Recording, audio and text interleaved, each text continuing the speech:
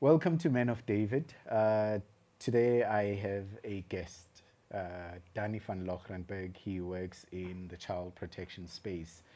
And I have him today under Men of David because there are a lot of things that we need to talk about, a lot of things that we need to understand around the topic. And so I believe he's the perfect man for the job. Not that he is a perfect person, but he is the perfect man for the assignment. So I call you Daddy Danie. Welcome. Thank you so much. Yeah. So I would like, and funny enough, all the years that I've known you, I've never had this conversation with you about your journey of faith. I've always picked up that you're a man in the faith. I don't want to say a man of the faith, and then I'm kind of putting you as a pastor. But a man of faith.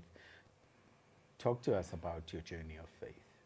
So I was probably about 6 years old. I was in grade one, and I sat in a school hall. Now, for a youngster that age, a school hall's big, and you actually very limited in terms of what you know, what you understand, and everybody's bigger than you. Yeah. In terms of the kids, the teachers, and so forth. And you kind of like very much a little robot, like stand up, sit down, speak, Oh, yeah. sing. And I remember hearing a voice that said the following: "You are different." Wow. And I looked left and I looked How right. old were you? 6, Okay, yeah. 6 years old. Obviously in Afrikaans. I'm Afrikaans. Yeah. And the Afrikaans was "Jy is anders." Wow. And I remember not understanding what it is, but that shaped me as a person in the sense of I've always known that I'm different. And I was made different on purpose, for a specific purpose. And that with age you learn means your obstacles aren't small, Yeah. they aren't easy necessary to understand, and they're there to destroy you because that's part of what the enemy does. So that was my first encounter with the voice of God. So some people might call me a little crazy for saying that, but that Yeah. was the voice. I heard a voice, and it wasn't a kid's voice. It wasn't anybody there's voice. Nobody was in my ear. I remember looking left and right and just thinking, that's weird, that's such a strange thing. And didn't say too much about it, didn't think too much about it. But then started picking up that I'm different. So kids at school would do certain things and I wouldn't participate because I didn't feel that it was right. And I had this, I don't know how, I don't want to say control because that's not what it is, but this thing where I could literally feel when I wanted to do something, when it's wrong and I can't, I shouldn't. Yeah. And even today still, I mean, I make mistakes often. When I want to do something, especially when I'm doing wrong, I've got this very strong sense of, you can't do this, you shouldn't be doing this. So that's where it started. And then I made a lot of decisions at a very young age in terms of I only wanted to be, as the Afrikaans people would say, a dominee, a minister, Oh, a yeah. pastor. So that's all I ever wanted to be, except now for being James Bond and Superman and all of that, because that was also a dream. Yeah. And then with James Bond, running in a suit wasn't going to be fun, and putting this body in a suit's difficult as it is. Superman, I don't know if I want the world to see my underpants. And I'm a little scared of heights for flying. And I always wanted to be a Springbok rugby captain, so that's a dream that yeah. I tried. Wasn't successful, but I mean, I'm not upset that I wasn't. It's a different life, and I don't think I would have fit that lifestyle. And then a minister, and that was something probably I then decided at a very young age, at primary school still, that's what I wanted to do. Wow. And as I got older, although that passion was still there, it kind of felt like God said to me, I want to use you in a different way. And I remember I was 16, standard 8 or grade 10 now, and I was on the beach in KZN, and I stood there and I said, God, I'm tired of being a floor mat. I'm tired of just being used. I'm tired because it kind of felt like as a Christian, you're always turning the other cheek. You're always the least. And I was too young to understand what was happening. And that meant that I kind of said, you know what, you gave me this. I don't want to take it back. And probably about 3-4 months later, we were back at the same beach. My grandmother stayed in Belito, and we was there where she stayed. And I said, no, God, give back. I'm prepared to do it again. And then I realized what a privilege it was to be chosen and called. And although I was very young and didn't understand what that meant and so forth, I did realize that by giving away what was meant for me, that was just completely silly. And although I didn't change. I mean, I was still the floor mat and all of that in terms of things that happen. I remember I would always at school still stand up and then wait for all the girls to be out the class before I left the class. And my colleague will tell you. So, I mean, she's sitting outside. I still do that. Yeah. And that doesn't make me better. It just felt like that respect thing. That's what he wants from me. He doesn't necessarily, and I think that's why he did that with me, and then later giving me platforms. Is a lot of people that I speak to actually don't believe in God. So me preaching with my mouth will have zero impact. That's why he's changed behavior in me, so that what they see is something that would have value for them, because my words might not. Yeah. Because sometimes when I speak in a certain area or at a certain school, nobody there is necessarily Christian. Yeah. So then the way that I carry myself needs to say, I kind of want what he has. Doesn't make me special. It means who's in me is more valuable than who I am, and you can take some of that. So it started at a very young age. I did not become a Germany. I did not go study there. There was, at some stage, I kind of felt, for no good or bad reason, I just kind of felt that he wants to use me differently. I never got that thing where he said to me, okay, now you're going to study this. And I remember once being with a church group and or in a church, and I said to the lead pastor or minister, I said to him, I grew up in KZN, so I said to him, why don't we go and have church on a Sunday at the beach? Oh. Why don't we open it up for everyone? Because there's people that sleep on the beach and so forth. And I remember him saying no. And then having a conversation with God saying, I don't want to be like that. If you call us to reach the lost, then we can't do it within four walls. Then I know you've got something different planned for me. Doesn't mean the way that happens is wrong. It means the way that he's called me is not to be between the four walls and just stand there. He's called me to be outside and never stop reaching more people. Be a fisher of men. Wow. And it's interesting that you say be a fisher of men, because then you were at the beach, I haven't even ever thought of that, but 100%, you're right. Okay, yeah. And now he's saying be a fisher of men. And I can see how that word of you are different is then even still carrying through, even at that moment where you come up with this novel idea of saying, let's have church at the beach, because then we are being fishers of men. And I think it may also speak to the limitations of how they see things. Or maybe God not even permitting them to go with it, because it was an assignment given to you, not necessarily to them. And then how did you then get into child protection? Because in my head, as you are talking, I'm thinking, okay, so it's almost like a path that is set for you, that in order for you to, I'm now answering a question I've just asked, in order for you to speak with authority on a particular topic, God sometimes puts you in that situation. How did it happen for you? So I'm going to take it two steps back. So my dad, through the work that he did, probably got promoted every single year at one stage. So I was in 6, 7, 8 different schools. And at one stage in 5 years, I was in 5 different schools. Or I think 4 different ones in a 5-year period. In the 6 years, I was in 5 different schools. So just in one school, I had 2 years. And I remember that changes the way that you make friends. So the limitation of that is you don't learn to have long-term friends. But the benefit of that is you learn different people and different situations, different areas. Because people would be shocked that you could move 100 kilometers and it's like a completely different world. I know when I go to Cape Town sometimes to do things, I'm like, where's this country from? We're different. And I don't have an issue with that. That's the way it is. So I've never had a drop of alcohol. I'm 43 years old. I've never had a smoke of a cigarette, and you'll never hear me swear.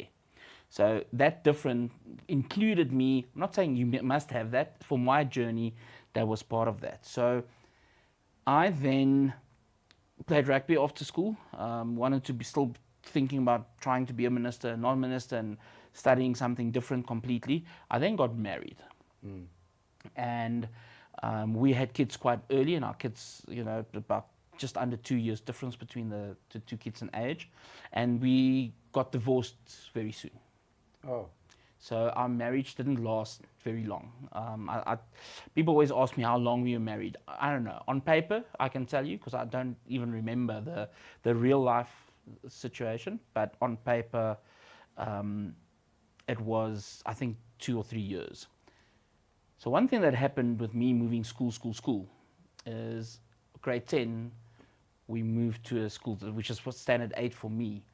And there I said to my dad, listen, we can't move again. I need to establish myself somewhere because I've also got goals in terms of I want to be a leader. It's difficult to be a leader if you're the new kid on the block all the time. So I was privileged enough to become head boy by the middle of standard 9, which I thought was an amazing privilege. But again, it was God using and teaching me how to stand on a stage and speak to kids. I never saw it as anything else. I then realized that because it comes with a bunch of self-confidence where sometimes, listen, everything is 10 minutes late. Here's a mic, wing it. Yeah. And I've never seen it as anything else as preparation. And that made me realize that I can stand up in front of a crowd and speak, even when there's people that don't like you. Because one of the negatives of being a head boy or any leader is a lot of people don't like you just because of themselves. It's got nothing to do with you. That's powerful. People don't like you because of themselves. Yeah. And I always used to say, and the enemies that you have, some of them, the ones that you've made themselves, just accept them because you made them. And sometimes it's just by standing up for something. And then, I've had people dislike me because of the rugby teams I support, and I'm okay with that. I mean, if that's something the way that you determine life, then that's your thing to go to bed with every night. It's not mine. My team that works with me knows. I didn't get, because they're already complaining about this next week. Guys, let's finish this week first. we'll get to next week. I mean, maybe, who knows what the plans are. And anyway, so I got divorced quickly. My ex-wife had a relationship with someone and they wanted to get engaged, which was part of why we needed to get divorced. And they were married not for very long. I mean, we were divorced for 6 weeks, then they got engaged. And then they moved to a different province. And at that time, I was already going to schools, motivating kids, not speaking on child protection per se, but speaking about bullying and those kind of things. So yes, speaking to kids and everything, but not the child protection angle. And then when they moved, they started alienating me from my kids.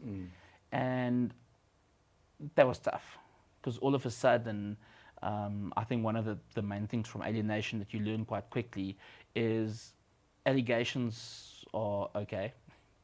They don't have to be truthful. They don't need to have any value or any proof. And again, but that's persecution. So what example do I follow? A man that was crucified innocently. And Jesus' walk to the cross plays such a powerful role in my life because of that exact reason, that he didn't complain. And the one thing he did do is he even allowed somebody to help him carry that cross. Meaning that even if you're the most powerful sometimes, at some moment, even if you're the God of this world, there might be a moment where you say, listen, it's okay. Help me carry. Yeah. And I wanted to be that role for kids that struggle. So I didn't mind that. I'm not, again, perfect. I know that, and I get that. And I can give a long list of reasons why not. But in that alienation, you realize it's unfair. It's not right. It damages the kids. I think that's the next thing that you realize. It does damage the kids. One of the things when I have conversations with people that alienate or used to alienate their kids is they never in the moment thought that they were hurting the kids. They didn't see that. They wanted to get after the other parent. And if they knew that, they would have acted differently. They say in hindsight, whether that's true or not, it's kind of irrelevant. At least they see that. And when I realized that, we had probably one of the most corrupt cases in the history of this country. We had a magistrate that made findings against me without me being in court. I was studying them the other day. I was doing a talk. I was like, for example, if I wanted to go to court, I was kind of said, you're not allowed to enter. And then if I don't enter, they want to lock me up because I'm not inside. And then if I'm inside, I kind of get told to go outside. And it was just a complete mess, because one of the things God has always done with me is when you speak, you need to be able to speak with evidence. Yes. And that's why I think I'm good at my job, is if I tell you this cup is white, I can know it's white because we can go onto Google, or ChatGPT. We can go on there and we can say, what would white represent? And we'd probably get the same color. And then we can have a discussion from there. And that's one thing that I've always done very well, is I need to keep all of this, document everything, keep track record, keep the record. And that magistrate didn't like the fact I did that. Didn't fit the narrative, it didn't fit the story. And by the third or fourth time, she heard an ex parte application against me without issuing me with a date to defend myself, or even allowing me to see the court file, all the papers that findings were made against me. You kind of realize this is not right. Yeah. It's illegal. It's wrong. But then you also realize that justice actually comes with a price tag. Eesh. Because I spent just under R1 million trying to defend myself. Not that I had that. I mean, I went really through the darkest of dark. But one thing they did wrong. When they started alienating me, they moved quite far away. So I spent a lot of time in the car. Okay. And because I spent a lot of time in the car, I don't listen to a radio in the car, still not. I speak to God. Yeah. And what they did is, in my busy life, where sometimes I'm like, God, I'm so sorry. I get so overwhelmed and so busy that I'm sorry. I'm just going to pray tonight. I didn't have time to get you, and I know it's wrong. And then tomorrow you go kind of through the same thing. They got me 2+ hours a day in a car, me and God. God, this is not right. But you already know that. So God, what do you want from me? How do you want me to act? You walked to a cross innocently. So I'm now driving to my cross innocently. Not innocent, because I'm not perfect and innocent in everything, but that's how it felt in that moment. But I'm driving then, and one day my car breaks down halfway there, and I'm in a mess. Firstly, I'm halfway from home, and I'm halfway from my kids. It's just a mess. And I remember getting out the car, and there was a rock, and I kind of, with my foot, I didn't kick the rock, I kind of played with the rock, like I put my foot over it, and then I thanks for the rock, God. Thanks for coal, though it's broken. Thanks for the trees. Thanks for the grass. Thanks for the blue sky. Thanks for the clouds I can see. Thanks for the fact that I can breathe. And then I started this new prayer, which I do every day of my life. Thanks for my toes. Thanks for my feet. Thanks for my calves. Thanks for my knees. Thanks for my hammies. Thanks for my legs. Thanks for my butt. Yeah. Thanks for the fact that I'm a man. Thanks for my belly. Probably gave me a little too much. There's a few people that can take some of it, and I always say that, and I kind of chuckle, because God knows me. He gets my sense of humor. Thanks for my arms. And then I go with my fingers, my face, and then I go through my senses as well. In the beginning, I said thanks for my hair. Now I said just leave the hair that you've kind of left, but thanks for the hair. And then I go through my face and then my senses. And that gives me a thankful heart that that thankfulness has got nothing to do with where I am or who I am. That thankfulness is solely because I've got something and all of what I've mentioned that other people don't have. Yes. So that day was supposed to be a day that broke me, and it actually built me.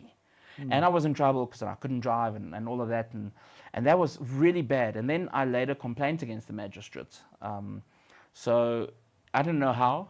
Then my attorney and my advocate leaves me because they don't want to fight the magistrate. That's kind of Oh. like, dude, we So have that to, becomes a David and Goliath fight, and Saul does not want to get involved. because we have to appear before this person again. So Yeah. it's no longer about what's right and wrong. It's about our futures. Yeah. Because people tend to forget that the attorneys and so forth that they pay don't care about your kids. They tell you they care about the kids, and they will fight tooth and tail for the kids until you tell them, I can't pay you. And then they say, so sorry, until you can pay me, I'm not helping you further. And so people get that completely wrong. And I also got it wrong. I kind of, at one stage, thought, yo, these attorneys, they are really fighting me, not realizing they're getting paid to fight me. They couldn't care less about me. And that's one thing I said to one of them. I was like, one day when you forgot who I am and who my kids are still going to show the damage of what you've done. Not that had any impact, just made them more upset with me. But in any case, so now I'm representing myself, laid a complaint, and then the Magistrates Commission says, okay, we'll investigate. There's enough that there's a concern here. Now, Lady Magistrate is now not happy. So then she gives an order, and now not only do I see my kids less, I have to see them under supervision. Oh. No reasons. Said my ex-wife brought an application, ex parte, again. No rule nisi. So for the people that don't know, rule nisi is your date to defend. Because on ex parte basis, you cannot get a final order. You can only get an interim order. Gives her a final order without rule nisi. So for 6 months, I see my kids under supervision. Again, you think that would break me.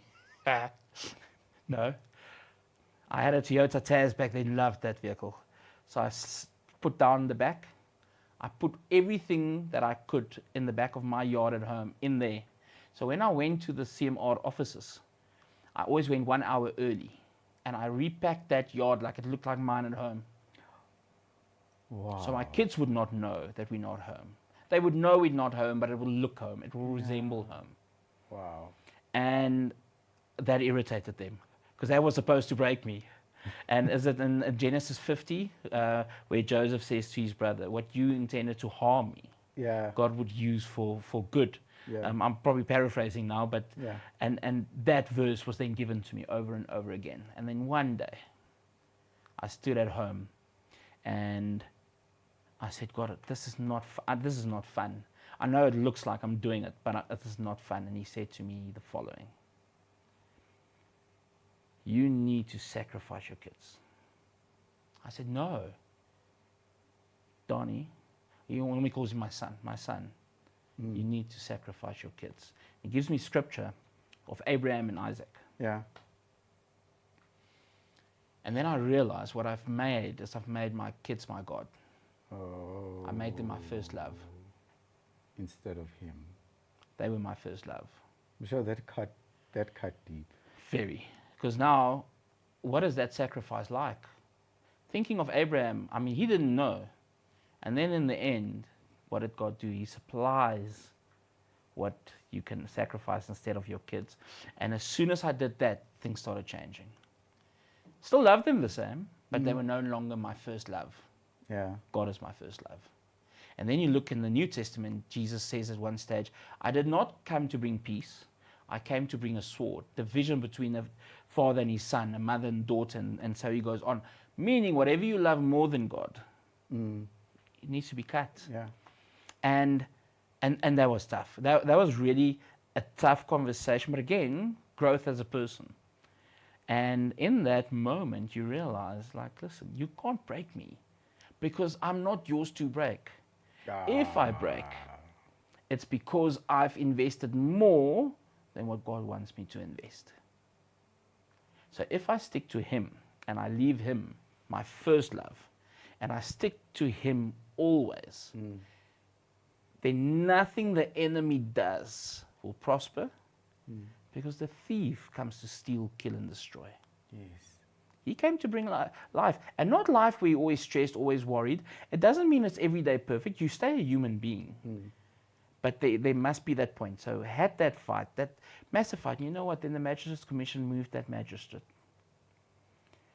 And then a lot of other things happened. My ex-wife wanted to have me locked up. Then she went, one day she was late, so I walked, the creche was across the street from the CMR. She wanted to lock me up because I walked across the street without supervision.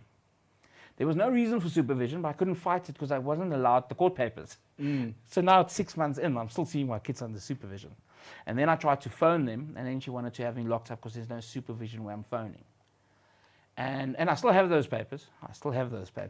So because sometimes you have that conversation. When I'm human, I also like, listen, this is what you've done to me. No, never. No.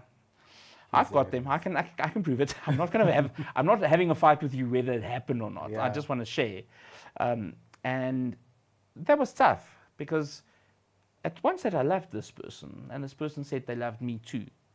And now to become the controlling figure of the kids, or the hero for the kids, or whatever you want to call it, in terms of alienation, they're not only prepared to break you, they're prepared to put you in a jail. Because one day I asked the following question: if I go to jail and I get raped there, how's that in the best interest of the kids? That's all I want to know. I don't want to know all the other stuff. And then when the magistrate moved, I'll never forget it. We walked into court one day, and the Magistrates Commission said to me, there'll be a new magistrate, but that new magistrate will only hear about that the night before. So nobody would know, including me, would know who it is. And they walked in, and they realized the person there is not going to assist them blindly. Yeah. They would read what's happening. And then I realized there was 11 cases against me in a year and a half, of which about 6 was ex parte, which I never saw. But again, the Lord made me different. So I did things that other people could not do. So how did I get to the Magistrates Commission, you might ask? Well, I emailed the president back then, Mr. Jacob Zuma. And after emailing him too many times, he got irritated with me. Well, whoever reads his emails got irritated. And then actually one day got a call and said, listen, what do you want? And they said, okay, wait. And then the Minister of Justice, one of their call center people or whatever, phoned me and said, okay, I'm now tasked to assist you. And then the more I shared, the more they said, this cannot happen. This is wrong. I said, okay, so assist me. I don't have the money to go back to a high court. I've already spent just under R1 million, and that was borrowed in places, so I still need to pay back. I've got nothing. The car I now have, I don't own anymore. My dad kind of bought my car so that I didn't have to have a car, so that people don't take my car, because obviously that's something, you know how it goes. So I have nothing, and yeah, that morning everything changed. They walked in, and we went back overnight from where I was down and out to our high court order, where we shared the kids 50-50. Amazing. Wasn't me. Amazing. And that's why I work in child protection. I take child protection very personal. I take it as a very clear instruction from God to protect the weak, the vulnerable. And James 1:27, God gave me on the 30th of December 2003. I'll never forget the date. He gave me James 1:27. And true religion is to look after the widows and the orphans. And back then I didn't know what it meant, because I only started in child protection in 2010. But yeah, it was tough. And most people, when they hear the story, they're like, but how are you okay? It was never about me. I didn't see the attacks as attacks on Danie, the person. Yeah. Because it wasn't. It was whatever's wrong was attacking me and what they would see. But I wasn't open to be attacked.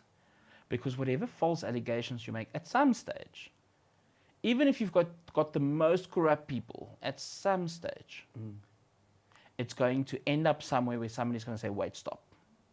Let's quickly have a look at what's going on. Same happened to Jesus.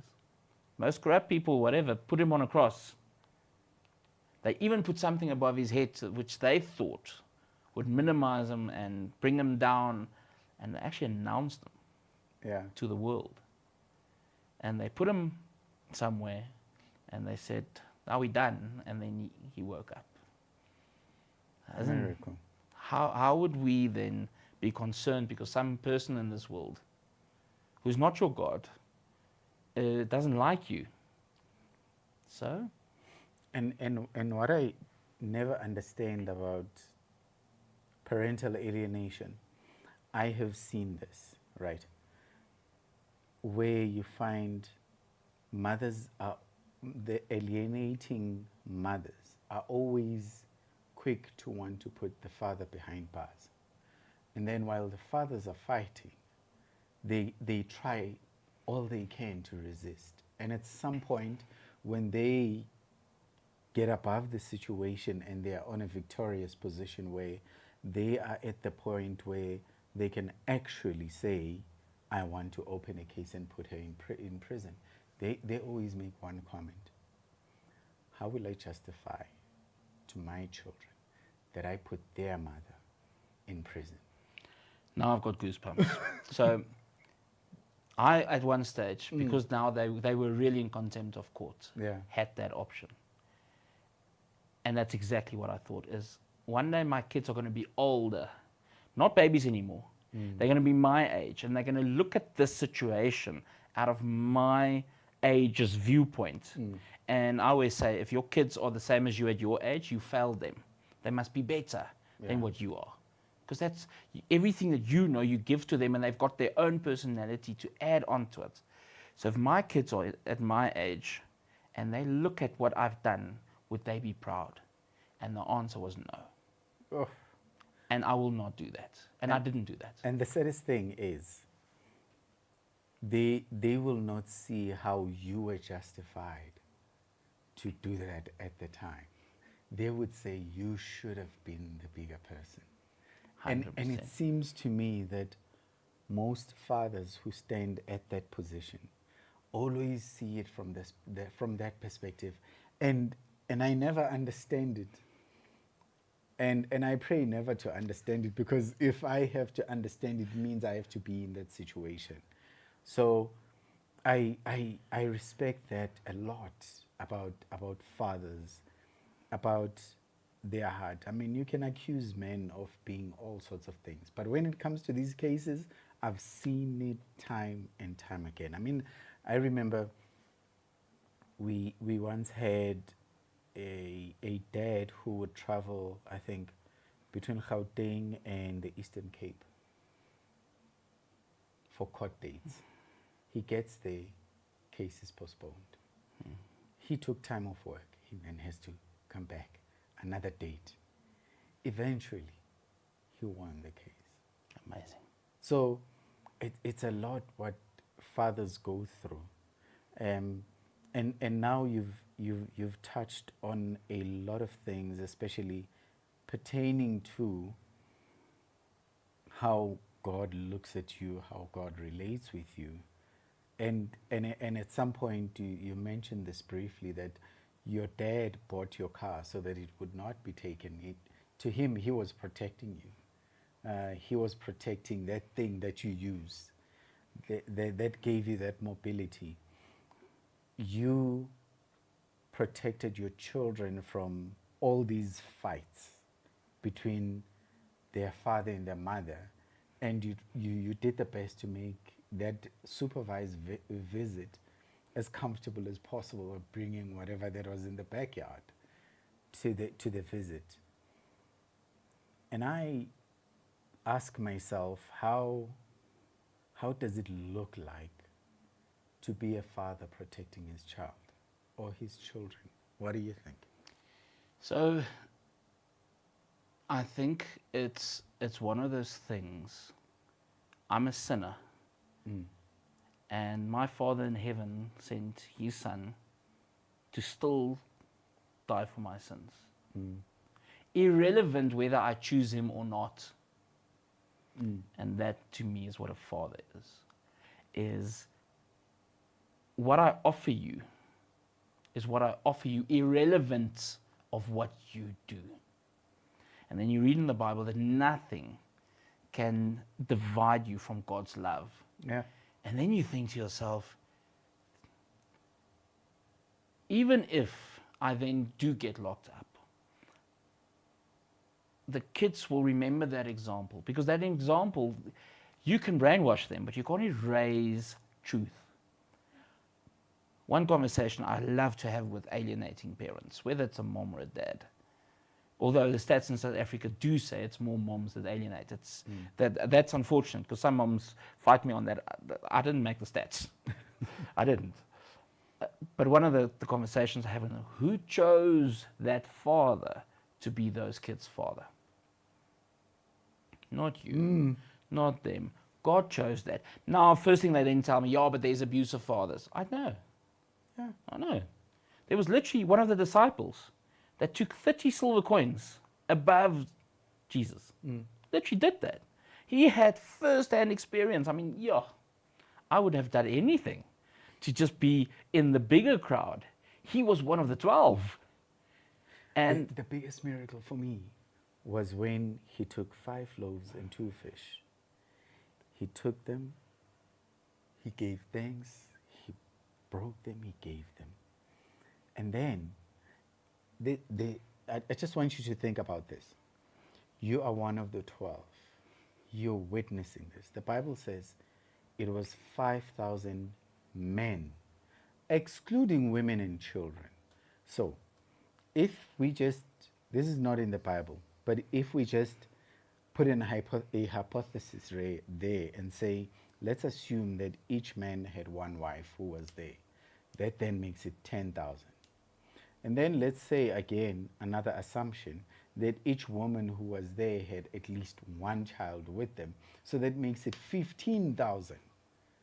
So probably Jesus fed over 15,000 people. had Right. leftovers. And then 12 full baskets leftovers. How do you betray someone like that? But how often do we do that, though? How often do we complain about the Ferrari we're not driving when he gave you 2 very healthy feet Yes. to walk? Yeah. How often are we looking at what we don't have? Because I mean, today somebody would have said, "No, I don't eat fish or bread. Yeah. I don't want that. Yeah. I want something else." God's giving you, and I want something completely different. They probably would have said, yeah, but you're Jesus and you're just giving us bread and fish. 100%. Why can't you make it like this scrumptious meal and give us? Children of Israel in the desert, they could have said, ah, God, but why did you just give us manna? Can't you do something better? I mean, this thing comes from heaven. And I think that's where we get stuck, in the sense of, as much as when you go through alienation, you want to be upset with God. And be upset. It's okay. David gives us enough examples of, hey, I'm not happy with you. Bring my enemy, I want to step on them. Do that. And then stop again. And then go and look at what you can be thankful for. Speaking of David, there's an account that happens in his household. And David, even after the fact, fails to protect his daughter Tamar. When his son, his name slips my mind, his son sleeps with his half-sister, pretending to be sick. And so instead of him reprimanding the son or doing something, he does nothing. And so the sister is left there. Imagine the pain when a father does not protect. And when you do not step in to protect your kids, even if you are threatened with jail or whatever, you are failing one of the things, one of the assignments God gave you. And if you have to end up in jail because you're being a good father, then you do what Paul did and you praise him. Yeah. And I know things are going to happen in there which are not going to be good, so I don't wish that onto anyone. But we must remember that who chose you. You were ordained to be the father of, and now every person that watches this should say your kids' names. You've been chosen to be their father. Doesn't mean you're going to do it right, doesn't mean you're going to do it perfect. It means you were chosen, and through that, you are being taught certain things. Yeah. And because you're being taught certain things, you become a better person. Because all of us, I remember, my kids were very young. And I one day said, God, I've probably said no today about 400 times. Please help me. I don't just want to say no all the time. And in that moment, don't put your finger in the plug, no. And then you realize, how often does God say no to me? Often. Hey. And that's what a good father does. Sometimes has to say no. And that no is not, I don't like you. That no is, I know what tomorrow looks like, so it has to be a no to that today. So when you say no to your child that only wants to eat chocolate, for example, it's because you now know you also only wanted to eat chocolate, and your mom and dad said no because you are an example of what it does to your teeth. And no sometimes is a very good thing to hear. Yes. And God says no to me often. It doesn't mean I like the no. It just means that He's a good father. And His no sometimes is no today because He knows what tomorrow looks like. And that also means because He knows what tomorrow looks like, what we see today as a very good result is nothing compared to the result that's a week, 2 weeks, 2 years, 5 years later. Because He knows. He knows what's ahead in your future.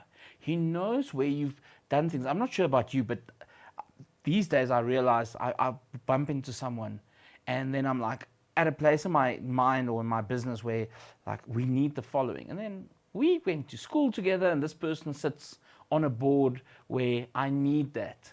And then, thank goodness, I was good to them when we were 15.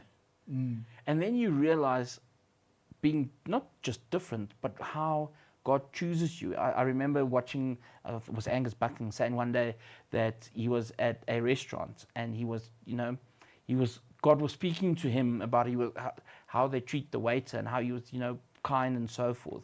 Because in a few weeks' time, that waiter pitches up at the church where he does a sermon, and if he was not well behaved, that sermon gets lost. So that child gets lost to God because the human vehicle or instrument did something wrong.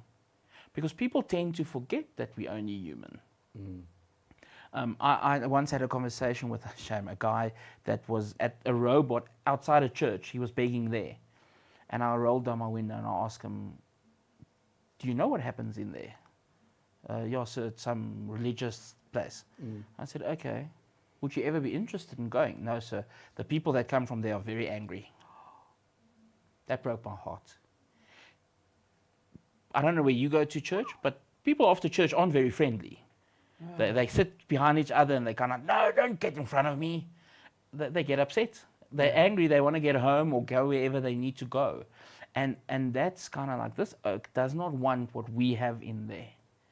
He'd rather be without. And he's only judging them on the way that they act towards him. Yeah. He's not judging on what they believe or don't believe. So it's going to be very difficult for me to leave there and tell him about God because he doesn't want that God. That God. Because according to him, that God makes all these people very, very angry. Yeah. And that, unfortunately, is sometimes what we do. And that, back to your point of earlier, I need to always be a good example for my kids, even when I'm unfairly prosecuted, because they can learn from that. That's a value I add to their life. Do not concern yourself about how the short term is influenced, because your kids are not going to forever be young. They're going to get older. And they might be brainwashed, but then they're still your kids, and they're still God's kids. And the Holy Spirit has this amazing way to sometimes speak to you in a language that nobody else understands. And it might not even be something big. It might just be a song or a movie that comes up that refreshes that memory that goes, I actually have somebody who really loves me. Might not have spoken to them in 7 months, might not have spoken to them in 5 years, but I've actually got somebody who really, really loves me. And they made me think that love was a bad thing. Mm. But I now remember, thanks Jesus. You know, there's something powerful about the presence or the absence of a father. I'm thinking about it from a daughter's perspective, right? When when you see a, a, a daughter who has not had a father, and yet she's longing for the love of a father, and in her longing, she goes and finds it in sugar daddies, and she keeps finding the wrong ones. And all that could have been avoided by the presence and the love of a father. And then you see when a daughter has had the presence and the love of a father, even if he was poor, the fact that she knew he loves me, it makes a big difference, because then comes this guy who promises her the world, and all she can say is, I've seen better from my dad. This is not it. I know a better love than this. And what's amazing is, once we've, as Fat somebody said, the biggest office in the on earth, right, is Father, because it mirrors God on earth. So fathers, that's who we are. So I'm gonna now, out of a child protection viewpoint, share something with you. Currently, more than 50% of all our school-going kids are either atheist or agnostic. Yeah. The attack on the father means that the visible father has been taken out, so the non-visible father is more difficult to believe in. So one of the things I always tell to alienating parents, whether it's mom or dad, that hole in your child's heart that belongs to, let's say in this instance, a father. Yeah. You've now eliminated the father. You've not filled the hole. And exactly what you said, they now go search on a permanent search to fill that hole. Sugar daddies, yes. Unhealthy relationships with other men, even in the family, Yeah. because they're searching for something that they can't fill, which they're trying to fill to make up for the alienation, because, oh, shame, you were a victim, because that's one of the bad things that happen. Dr. Childress says it so nicely. When you convince a child that they're a victim, it automatically means they must be an abuser. And that's the false allegation, is you victim. I'm supposed now to be your safe space, let's say now mom, so then dad must be the abuser. We don't have to prove dad is the abuser anymore, because we've created a victim. And everybody's now going to move to the side of caution and then create time. And with time, alienation widens. But we do, however, serve a God, and anything is possible for him. But why would any parent purposefully do that to a child? I get that you don't like the other parent. That's why you've got that piece of paper that says divorced. Yeah. I get that. And I'm not, obviously, also not advocating for unhealthy parents or abusive parents and so forth. But again, proven abuse, because allegations of abuse, no. But that little special place, unfortunately, is going to be filled by things that are not healthy for your child, because what you've done without realizing it, if you've said to your child, that healthy love is wrong. So when they find that, they don't feel comfortable. I always talk about the roller coaster. So your parenting love would be probably a straightish line with little ups and downs, because there'll be good days and bad days. Once that's been taken away and said that's not love, they get used to a roller coaster. Then these girls don't want good men, because good men don't supply them with the roller coaster. Yeah. Mom has taught me that this is wrong. So they don't want good men that want to be at home. They want the men that play hard to get. You're unsure where you stand. The guy that goes out with the buddies and cheats on you. They want that. I was a guest speaker. They won't invite me ever again, though. But I was a guest speaker for one of these Gauteng 2030 Orange Brigade, the GBV ladies. Okay. And there was a few thousand people in the crowd, and I was one of a few men. So I'm already at a disadvantage. So I asked all of them one question. There was 98% of them were women. I think if I counted 20 men, it would be a lot. I asked them the following question: how many of you are single moms? And about all of them put up their hand. I said, okay. How many of you are single moms to sons? About 90% of them put up their hand. I said, okay. So why do we have a GBV problem? And the crowd went quiet. And I said, it makes no sense to me that you guys are raising child abusers, women abusers. Why? How? And then I had a few cheeky comments, and I'm like, no, stop. You guys are telling me you are single moms. You guys are telling me you're raising the boys on your own. As a guy in child protection, I know what you need. You want to tell me your boy needs discipline, but are you the reason he doesn't have that? Are you choosing to raise him on your own? And if you're choosing to do that and alienating him, so the girl will be pregnant plus minus by 16, that's what we see in the stats. Some a little younger, some just a year or two older. And the boys do get aggressive because nobody ever tells them no. Because one of the problems we've got is that we want to be friends with our kids. Yes. Dads inherent are not always just a friend. They in most instances are not the fun parents. Except if they are forced into a only every second weekend situation, then they become a fun parent because you can't build a father-child relationship 4 days a month. So whether that's right or wrong, in terms of what they then see their role as, that's irrelevant. That's why they do that. And people need to understand that. You don't get to influence their personality or their discipline, so you kind of have fun with them. But when you are going to eliminate the dad figure, and that father is now taken out, those boys don't have discipline. Why? Because, Mom, how does it work? No. Okay, 5 minutes. What do you teach your boy? You teach your boy that after X amount of no's, there'll be a yes. Okay, explain. So you actually never meant to say no. Oh, well, explain to me why young men rape girls. How many no's until the yes? I'm just going to persist until I get to that. 100%. Yes.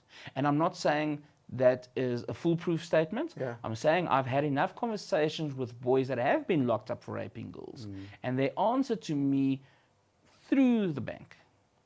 I don't know if you say that in English as well. In Afrikaans, we say deri bank. Most of them said to me exactly that.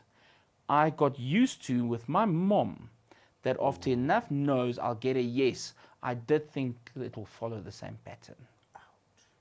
And it doesn't make right what they did, and they face the consequences of what they did.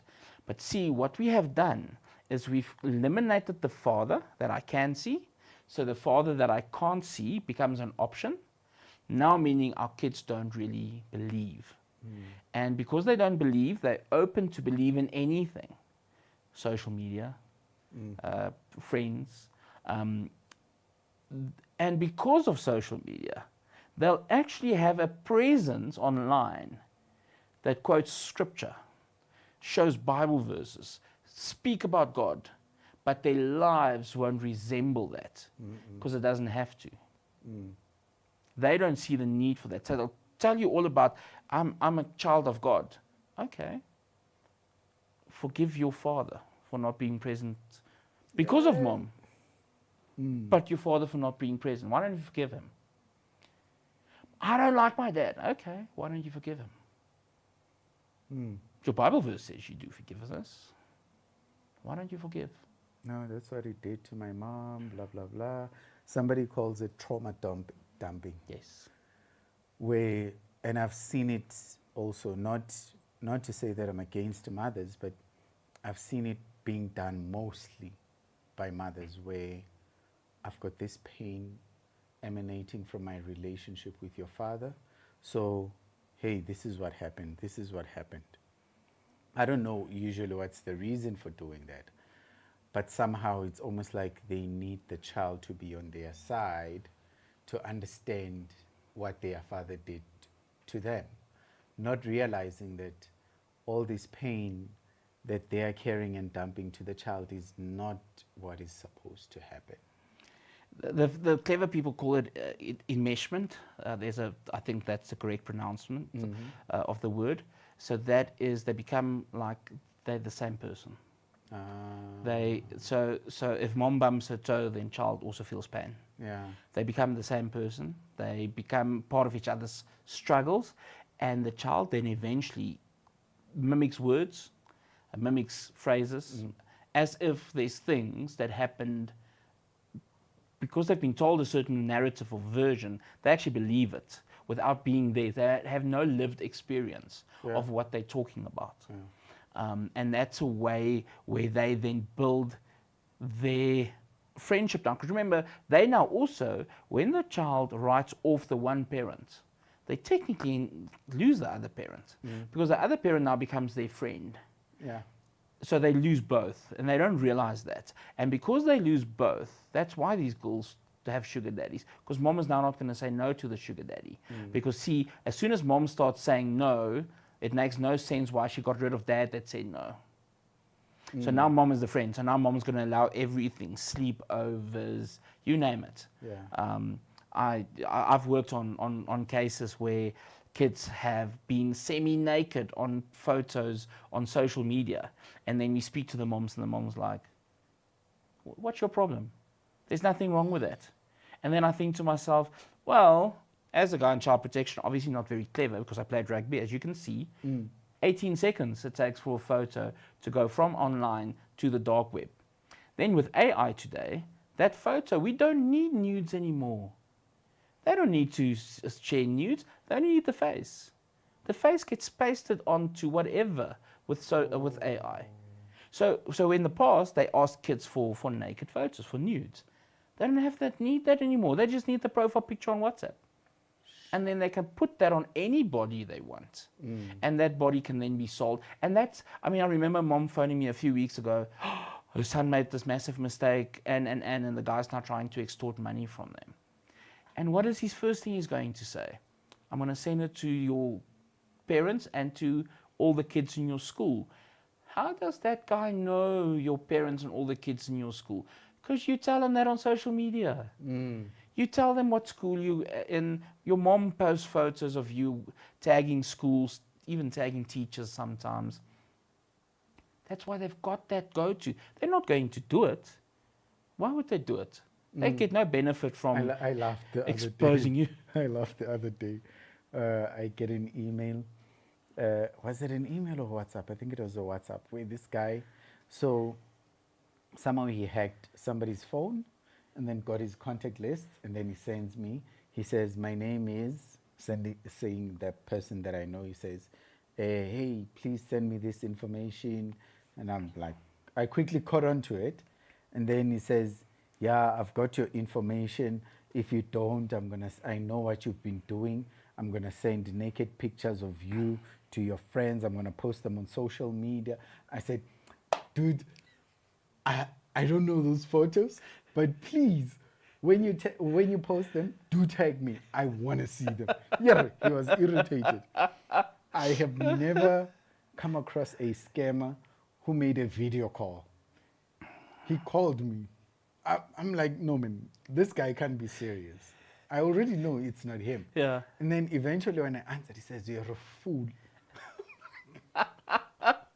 Yeah, no. Yeah. No. So yeah, I think the social media aspect is another thing. But I think if we go down that route, we'll end up talking for 2 hours. No, it'll be a tomorrow still.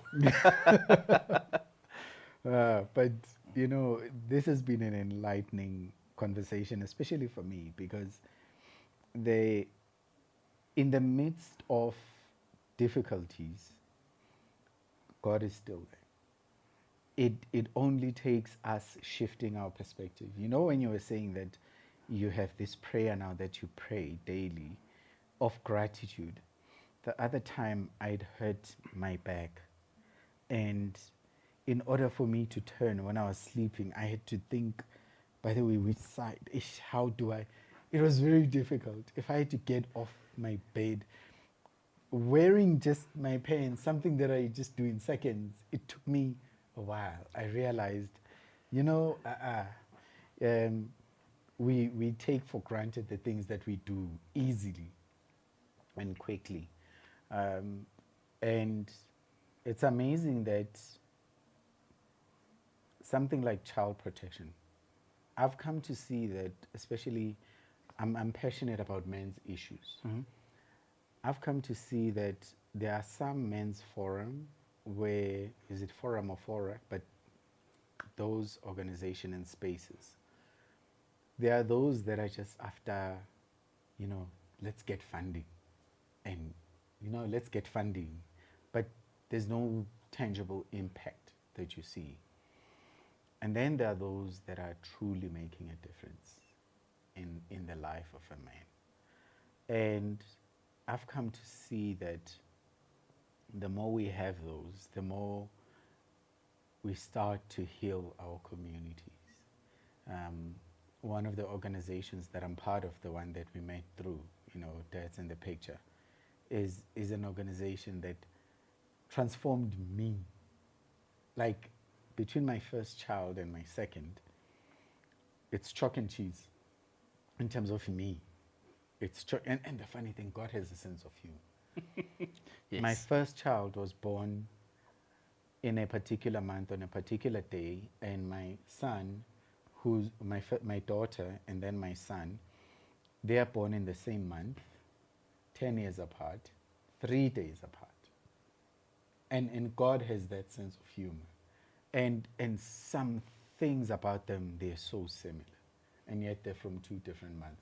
So obviously, I'm the common denominator. So if if she's beautiful, he's handsome, it's me. It's you. So it's that thing where God says, this is your ministry. I'm listening to your story when you say within 2 years you had children quickly, and then a divorce quickly, and also that is something that there are things that God does not create, but He lets them be. And then Romans 8:28 tells us that, and we know that all things work together for good. So God says, I'm going to turn this for good. And so through those challenges, I mean, when you appreciate the 2-hour drive, that that's the time you were connecting with Him. It's those things that are amazing for me. It's those things that I look back and I'm thinking, we can never really truly understand God. And what's important for me is, in everything we do as parents, children must be who we protect, irrespective of our differences as parents. I always say that you can be a horrible partner, but you can still be the best parent, Oh, yes. right? Yes, for And you sure. can be the most horrible parent, but still be a good partner. So there are still those diversities, but in everything that we do, in our fights, let's protect the children. And then another thing that I like to say is, where the family fails, that's where government comes and legislates. If you think about it, everywhere where the family has failed, we then say government. That is so true. And if you then go read, God's placed the government there. Whether you like the government, don't like the government, voted for the government, didn't vote for the government, they've got certain things in place where when you've tried everything, they've got God's authority. Doesn't mean they're perfect. Yeah. Especially in our country, it sometimes feel like, you know, everybody's open for a few bucks.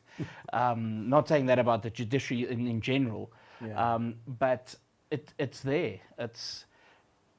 It makes me think when Jesus was standing, and now I'm Afrikaans, so all the names on my mind's Afrikaans. Yeah. But he stand there, and at one stage there was a question to the crowd: who do I crucify? Who do you say that I am? Well, yeah, well, Oh, when you mean Pontius the Pilatus, crucifixion yeah, story? yeah, Okay. and he says, who do I crucify? Who do you want me to let free? Yeah. And the crowd chooses in Afrikaans, it's Barabbas. I'm not sure what Yeah. the English is, the English name is. And I used to always think that's showing that people chooses against Jesus. But what if in that moment it shows that God will always give Jesus in your place because you deserve to die? You are there because you've made mistakes. And then this crowd comes and they're like, no. And then God goes, no, I'm even going to save you and put Jesus in your place. So before Jesus died for all of us, he was chosen to die just for this guilty guy. And if you read in Luke, it actually says this guy was guilty of murder and so forth. And the others, it just says he was a normal thief and so forth. But in Luke, it actually calls him I think it was a murderer, but at least he's guilty. They wanted to crucify him because he was guilty. And then God goes and says, no, stop. Yes, Jesus, take him. Don't let this guy So die. that story did not only happen then, it started then and it's happening even today. Every single time that somebody points a finger at anyone, and it's like, oh, yeah, God, I really messed up. I didn't mess up. I made a mistake. And it works out in the end, or it's like you don't get the consequences that you were supposed to, or whatever. It's God continuously giving Jesus to die or to suffer in your place. You deserve it, and he takes it on him. And if we can continue to see life in that way, sometimes when we take shots, it's kind of it's okay. I probably deserve some of it. Yeah. And who doesn't deserve it, in alienation, for example, would be the kids. But that's why he places people in your life. He has social media, so you can find organizations like that in the picture, the National Center for Child Protection. You can find these organizations, so you're not alone, and they can assist you to get the assistance that you need.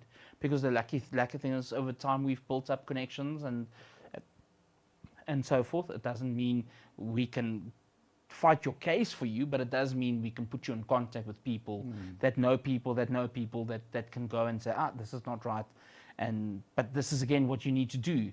So one of the things people always need to realize is God is a God that expects your action.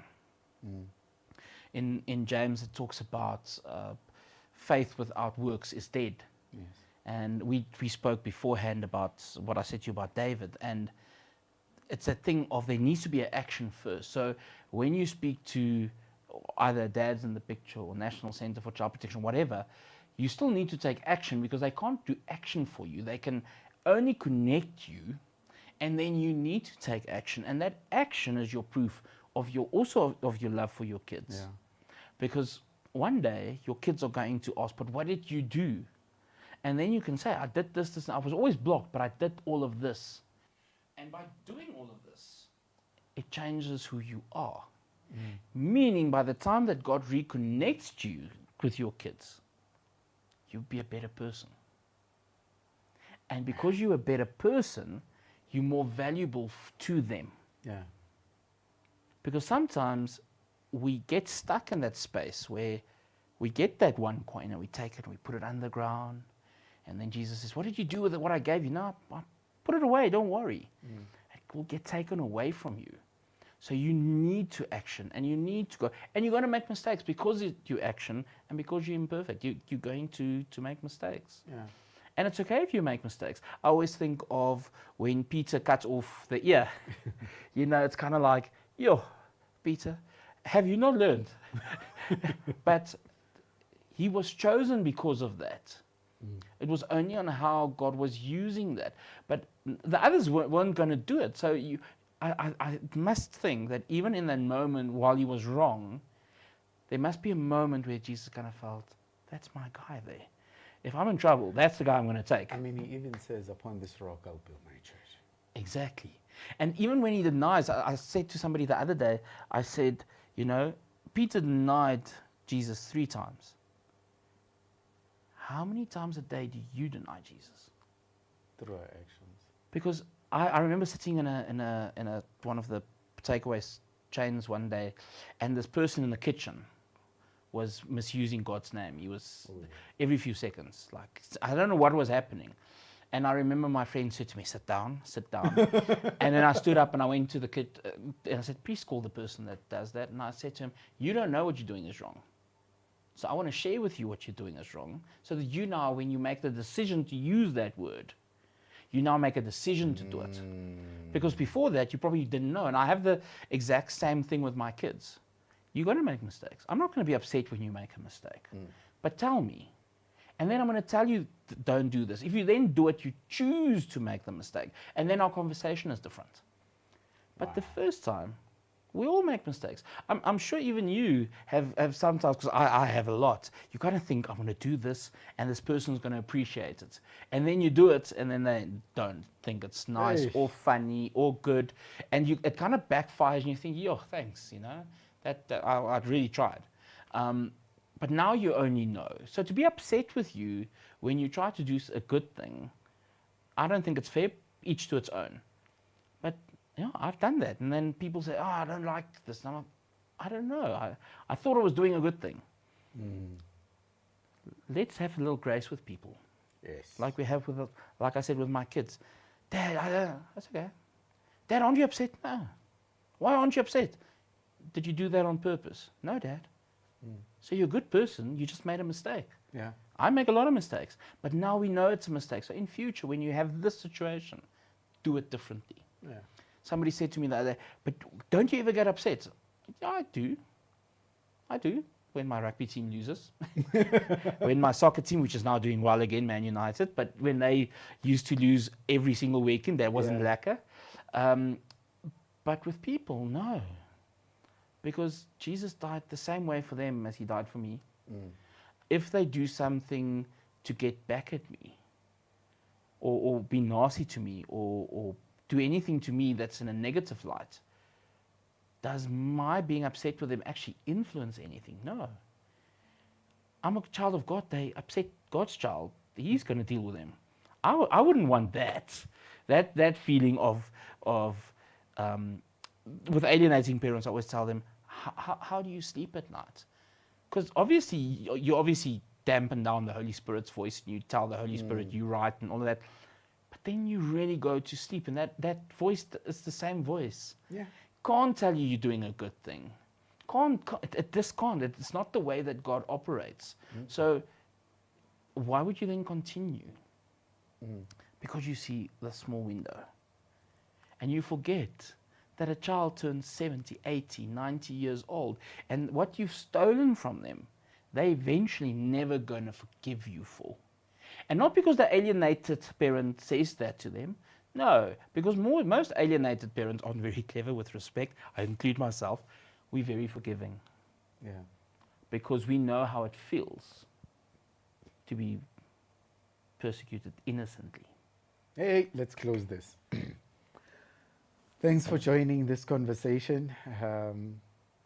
One thing's for sure is that it's continuing after the cameras stop. So perhaps at some point we'll have a members only feature. But for now, thank you for tuning in. See you on the next episode. Thank you.